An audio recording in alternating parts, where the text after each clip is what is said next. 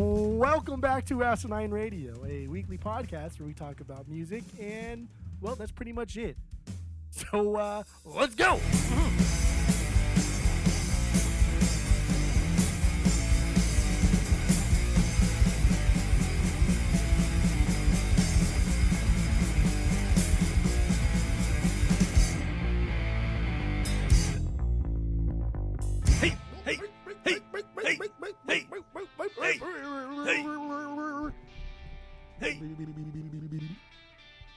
This is Asinine Radio. This is the weekly music podcast where every week we get into a different band, different artist, and we listen to all of their records.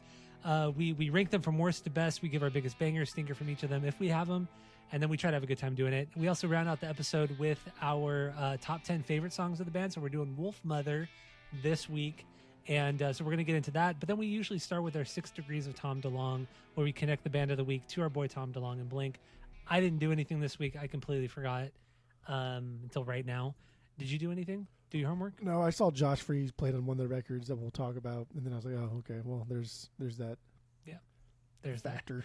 That. So let's just jump right into this. Let's get into Wolfmother. Their 6th record. They have put out 6 records. Worst record. What do you got? Go. Worst record. I think this is an easy one for worst record. New Crown. This is their 3rd record, 2014. This was produced by Stockdale, written by Stockdale. Already not a good sign. Musically, it's okay. It's typical Wolfmother in a lot of ways, which is fine, right? Not horrible. Stockdale's vocals are essentially just mimicking Ozzy in a lot of these songs, which again is fine, whatever. The big problem with this record is how it sounds. It sounds like shit. Like I don't know. Like by now they're on their 4th drummer or some shit like that, and so they have another drummer here, but you can barely even hear him. Not barely hear him, but he's put in the back. It's like muffled almost. Yeah. It's not dynamic in any fucking way, shape, or form. And the vocals, man, the vocals come and go. Sometimes they're loud as fuck. Sometimes they're subdued. But like none of it has anything to do with like pacing or tone or the song in general. It's just there's no rhyme or reason for it. I still don't think this record could have been saved by like better production because it's just whatever overall. But some of those like, especially the vocal like spikes, that was damn near unlistenable. And there was a song called Feelings on here, which was a cool little punk rock song they did, but like what the fuck? This is like demo sound quality right in the middle of this record. This was bizarre to me. I mean, I will say too, most of these records are just fine. There's really nothing bad about any of them. It's just they're fine. That's the only way I could describe them. They're fine, they're good. Two albums were just like, oh, okay, these are pretty damn good or fucking great. So, but anyway, what was your banger off of New Crown? There's no banger off of this one. This is not a very good record. Okay. So my number 6 is Rock and Roll Baby. Rock and Roll Baby. Their 5th record from 2019. This is their shortest record, 7 songs, 23 minutes. This one, I feel this is their worst sounding production mix master wise. I mean, it's just, there's so much low end on some of these songs, and it's not them just trying to be different. It's just bad production, bad mixing, all of that. It sounds kind of shitty. They ditched a lot of the poopier elements from that were on their album Victorious, and they just doubled down on the Black Sabbath riffage and Ozzy style vocals, some Dio sounding vocals as well. But Rock and Roll Baby, I just thought it was just a dud of a record. I just don't really care for this one. It was fine. It was just fine. They just have way better records than Rock and Roll Baby. So what do you got for number 5?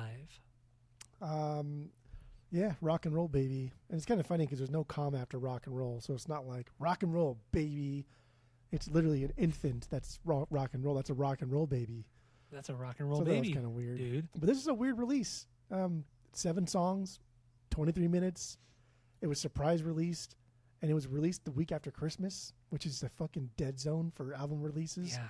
No one's so weird. No one's listening to this shit after Christmas. Everyone's digesting, gearing up for the new year. Still like at family and friends and stuff like that. So it was weird. I don't mind this. The only reason why I put this above what was it? No, sorry. Yeah, New Crown is because dude, New Crown, that was the horrible. Like no, that was the horribly produced record that they had, and that was because of Stockdale. I keep trying to call him Scottsdale in my mind. Stockdale. Andrew Stockdale. Stockdale. And I also had a friend in Boynton Park. His name was Andrew Scrocky, and we hung out when I was like skating a little bit with him. So then I get all these three things mixed up in my mind. So I probably will say Scottsdale or Scrocky at some point. So now you know Scrockies if I say that name later on. But Rock and Roll Baby, there's nothing special about this. There's nothing record-breaking, earth-shattering. It's fine. I just liked it because it was 23 minutes. And I'd have to sit through a whole fucking Short thing. and sweet. That was it.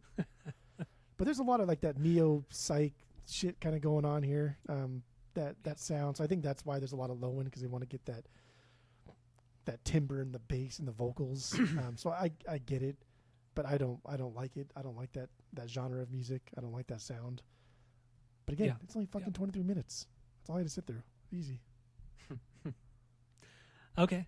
My number 5 then is Rock Out. Their 6th record, their last record from 2021. This one, I just think it's more of the same you heard from Rock and Roll Baby. It's just Black Sabbath riffage, Ozzy style vocals, which, is not bad, but, I just don't care. I don't care at this point. It just has, the only reason this is higher than Rock and Roll Baby is because it has a couple more bangers, but that's about it. Like one more banger than fucking Rock and Roll Baby does. So, my banger is Mantle. So if that matters, if that means anything to anybody, I just think like Wolfmother, they just do the same thing over and over and over again. So it's like they're just essentially copying Zeppelin and Sabbath, but just doing that, just copying them over and over and over and over again. It's just like, I just don't care at this point.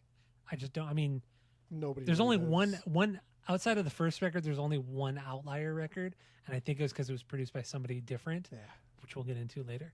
But yeah, number 5 for me is Rock Out. What do you got for number 4? Number 4, Rock Out.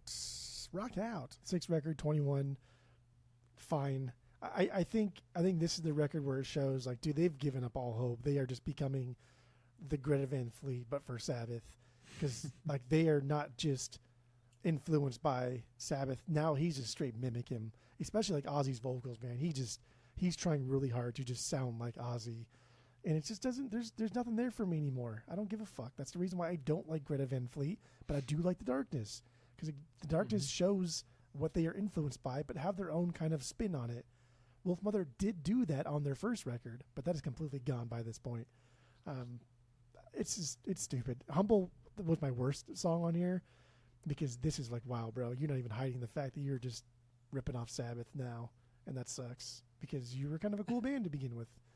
But whatever. No bangers. No bangers. My number 4 is Cosmic Egg, their 2nd record from 2009.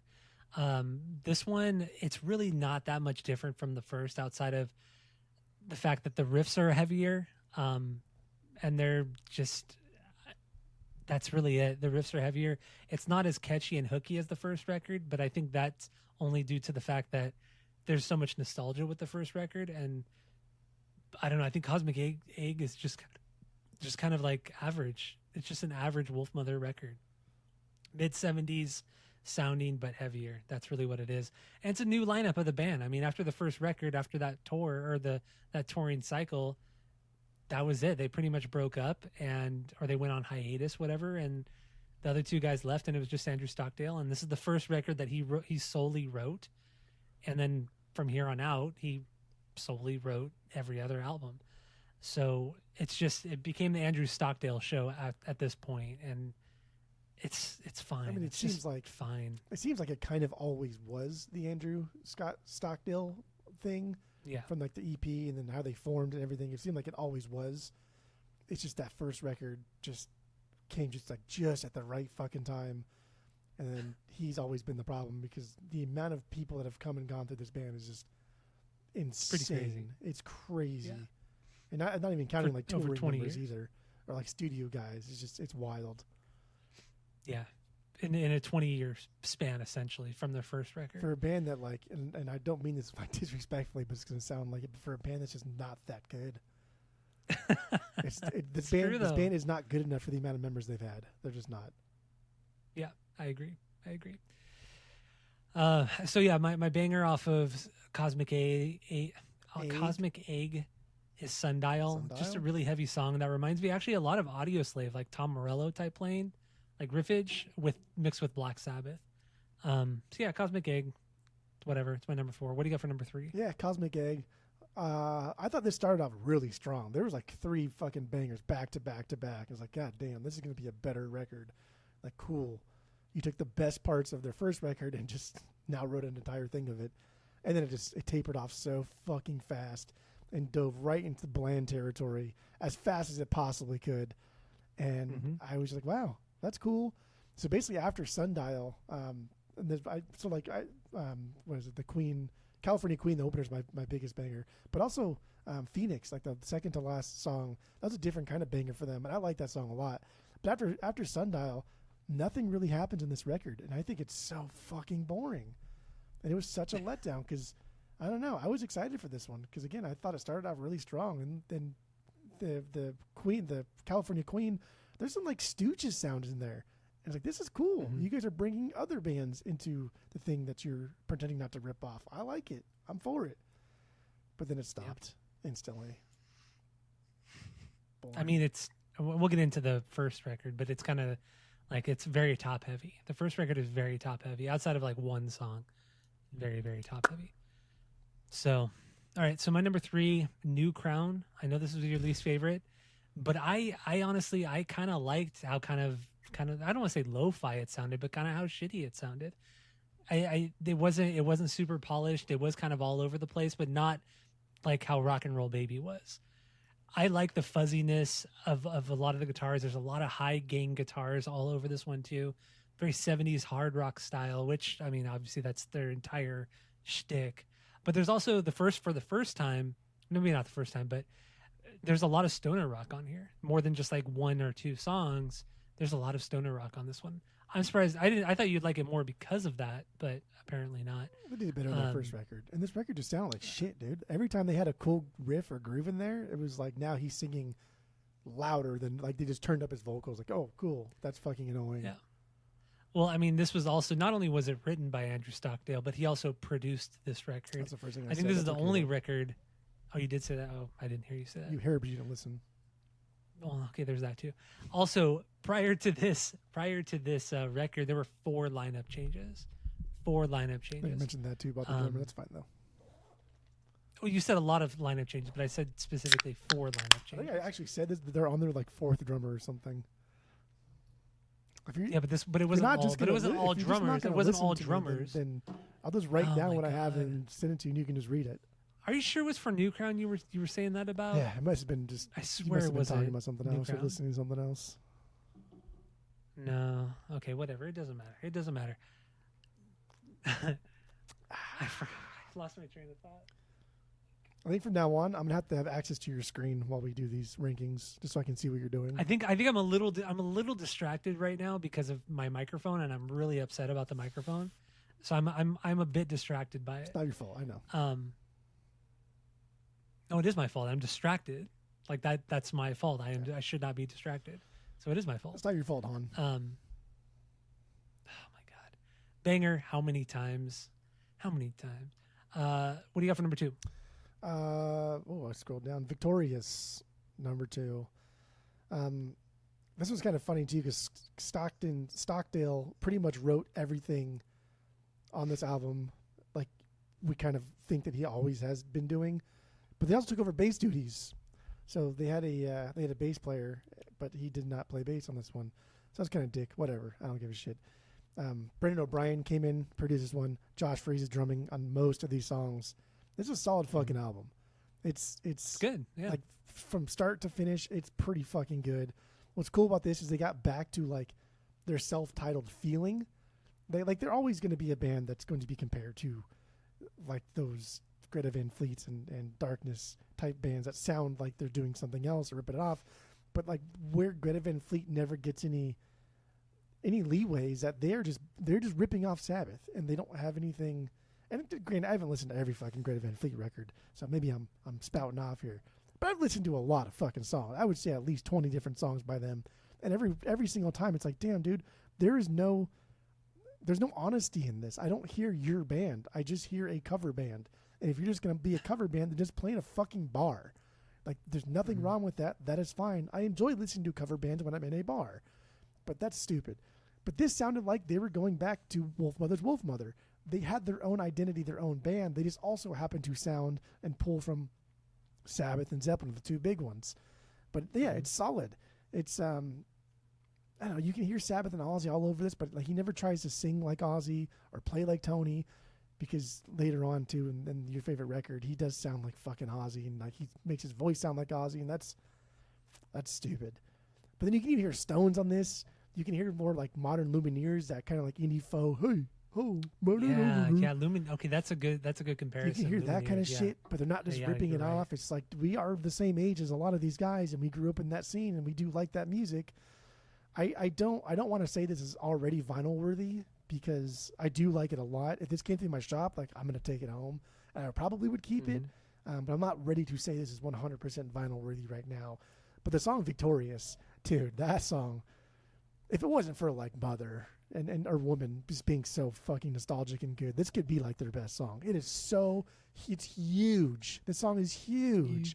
And they finally wrote like the perfect pop song in the Wolfmother canon. The chorus is so big, it's so catchy, and the song still rips. It could have easily been on their first record. But also like the most horribly awesome music video that you'll ever see is Victorious. I didn't watch the video for that. Oh my God, it's so fucking bad, but it's purposely bad. Okay. I can't even explain just how shitty it looks, but it's like, oh, cool. You took like that shitty 90s kind of like aesthetic and made it into like a 2015 thing. And it was cool. But yeah, Victorious is such a fucking banger of a song, dude. It's so good.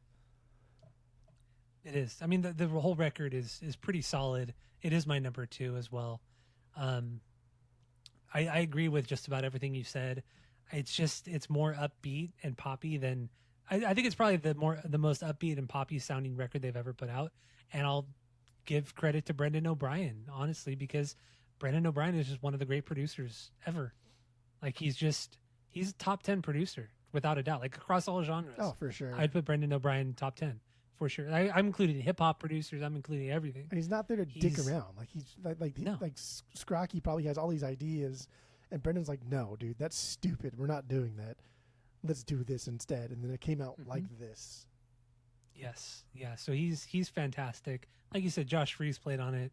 You gotta love Josh. But I think that also leads to the more upbeat and poppy sound, because Josh Freese has a very kind of like upbeat way of playing. Everything he plays is kind of he is a punker, yeah. And it really shows on this. He did, I think, 8 of the songs. I don't remember. I don't think you've said that. He did most of them. You said he did most of them, yeah. He did 8 of them on here, and yeah, I think this is a pretty cool record. I'm pretty sure I would get this on vinyl. I've never really looked for Wolfmother in the wild. I've never seen the first record in the wild, at least. Same. But I think if I came across this Victorious, I'd probably pick it up. If it was like under $30. It was like $5. If it was under $30. Okay. I was careful with what I said. I said under $30. I said I'd pick it up. Damn, it's only been pressed one time when it came out in 2016. Oh, so it's probably really expensive. $30. Oh, okay. That's okay. Never mind. I feel like this would be a record, at Double Nickels, like the old Double Nickels before it got bought out a couple months ago. This is a record you'd find at Double Nickels for like $12, $10. Yeah. That is just what it feels like to me. And then I wish the old Double Nickels was still there. I really wish Mike was still there. But, it's unfortunate. R.I.P. R.I.P. So yeah, Victorious, my banger is The Simple Life. I think that's such a fucking beyond banger. It's so goddamn good and so poppy. So anyway, number 1, our favorite record from them is Wolfmother's Wolfmother, the self-titled record. So we're not going to get into that right now. We're going to get into it on the main episode. So go listen to that. We're going to get into the music, lyrics, how it was made, the cover art, and everything in between. So let's finish this off, round it out with our top 10 favorite Wolfmother songs, because that's what we do. So we're just going to run through them 10 to 1. What do you got? Go. So 10 to 1, City Lights from Victorious. Very like Strokesy kind of sound here. I'm surprised that you liked it because you hate the Strokes so much. That's all right. I don't like the Strokes. Tails. Most of these are going to be from Wolfmother's Oh, Wolfmother. they put out a new record too. The Strokes put out a new record. Yeah, it's not good. Forgot. You know what's crazy? Well, that single they put out was terrible. Yeah, It was horrendous. fucking horrendous. But here's what's crazy. So this guy, not Infantino, the FIFA infamous boss, but Fantino, Anthony Fantino, the YouTube personality, music reviewer guy. He's been in the news like a lot, and the Strokes call him out on their new record. Kind of like, I don't remember what the context was. Yeah, but they name drop him and kind of talk some shit on him or whatever. And he was excited. He's like, I can't fucking believe it. And then who I think it was Halsey or for somebody, Lana Del Rey maybe, called them out because he called her new record shit. And she's like, who the fuck are you? And he's like, I'm nobody. I just thought your record was shit. And I was like, dude, this guy is like, he is saying all of the right things and doing all of the right things and getting all the good clout. But I don't know. It's funny. Like if you're, I can't remember if it was Lana Del Rey or Halsey or something like that. I don't know. They all blend together because I don't give a fuck about any of them. But it's all that whisper singing. If you're on that kind of like AAA artist and you're shitting on a YouTube reviewer, like that's more on you than him. And I think that's crazy. That's a crazy bad look to attack someone who's just a YouTube reviewer, right? That's wild. But yeah, the Strokes did name drop him on their new record, and he was excited. It wasn't a good name drop; they were making fun of him or something, but he was still excited. That's cool. Of course, good. Yeah, of course. Good for him. He's just like a fucking music fan. That's all he is. He's a fucking music fan. And like his worth is he puts just as much time into these videos and reviews and any other fucking influencer you follow on Instagram, right? It's true. He does put a lot of work. Just because he doesn't like something, that just means that he's not getting paid off by it. There's no payola with him. Whereas like these other influencers for makeup or whatever, like you can clearly tell they favor one brand and like, oh, I wonder if they're getting paid for it. But like, I don't always agree with him. But I like watching his reviews, and I watch them. Yeah, I watch clips of it sometimes, and I have noticed over the last few years he does have the Mars Volta box set in the background of his videos. Nice. The box set right here that I have right here. This box set, the Mars Volta box set, fucking my finger can point. You're good at pointing. Because the camera's like inverted, so it's like I'm thinking I'm pointing one way, but I'm not. But yeah, he does have the Mars Volta box set, which is cool. Not a lot of people have it. It was a limited release, so expensive limited release. You don't need Octahedron. You don't need Nocturnicate. Yeah, you do. Yeah, you do. Okay. Yeah, you do. They're all good. They're all golden. And that box set's worthless anyway because they have more records after that. Well, that's true. Yeah, they have put out 3 records since then. Yes, that's kind of wild to think, right? They put this out and then within 4 years of this coming out, they put out 3 records. And it was such a big deal putting that out too. Like my God, it was such a big fucking deal. Like fuck off, you guys. Clouds Hill, but I know.